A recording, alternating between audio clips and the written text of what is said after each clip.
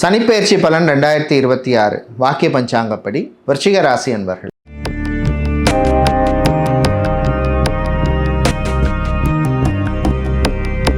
விருச்சிக ராசிக்காரர்கள், உங்களுக்கு 5ஆம் இடத்துக்கு சனி வந்திருக்கார். ஓரளவுக்கு உங்களுக்கு அனுகூலமான ஒரு நல்ல ஒரு காலமாக தான் நீங்கள் எடுத்துக்கணும். இத்தனை வருஷமாக இருந்த பிரச்சனைகள்லாம் கொஞ்சம் குறையும்.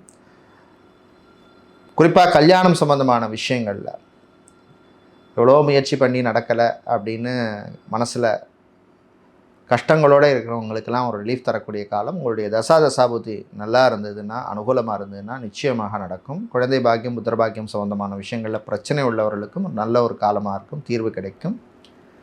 உத்தியோகத்தை பொறுத்தவரையில் நல்ல முன்னேற்றம் கிடைக்கும்.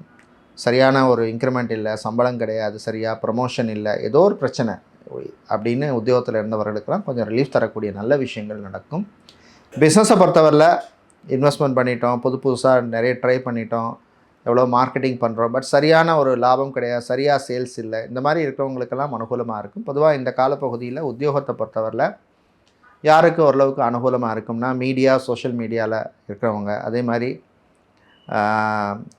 பார்த்திங்கன்னா இராணுவம், காவல்துறை, ஏர்ஃபோர்ஸ், நேவி, தீயணைப்புத்துறை சம்பந்தமான வேலையில் இருக்கிறவங்க, அரசு ஊழியர்கள், அதே மாதிரி டாக்டர், சர்ஜனாக இருக்கிறவங்களுக்கெல்லாம் அனுகூலமாக இருக்கும். பிஸ்னஸை பொறுத்தவரையில் இந்த காலப்பகுதியில் யாருக்கு அனுகூலமாக இருக்கும் அப்படின்னு சொல்லி பார்த்தோம்னா, வாட்டர் லிக்விட் சம்மந்தமான பிஸ்னஸ் பண்ணுறவங்க, சோலார் பேனல், அதே மாதிரி நெருப்பு, தீ சம்மந்தமான, ஃபயர் சம்மந்தமான ரெலவெண்ட்டான பிஸ்னஸ் பண்ணுபவர்கள், ஃபுட்டு சம்மந்தமான, உணவு சம்மந்தமான பிஸ்னஸ் பண்ணுபவர்கள், ஹோட்டல், ரெஸ்டாரண்ட் வச்சுருக்கிறவங்க, அதே மாதிரி எலக்ட்ரானிக்ஸ் சம்மந்தமான பிஸ்னஸ் பண்ணுபவர்களுக்கெல்லாம் அனுகூலமாக இருக்கும். புது முயற்சிகள் நல்லபடியாக நடக்கும். உறவுகள் பலப்படும். பூர்வீக சொத்து, பரம்பரை சொத்தில் பிரச்சனை உள்ளவர்களுக்கெல்லாம் நல்ல தீர்வு கிடைக்கும்.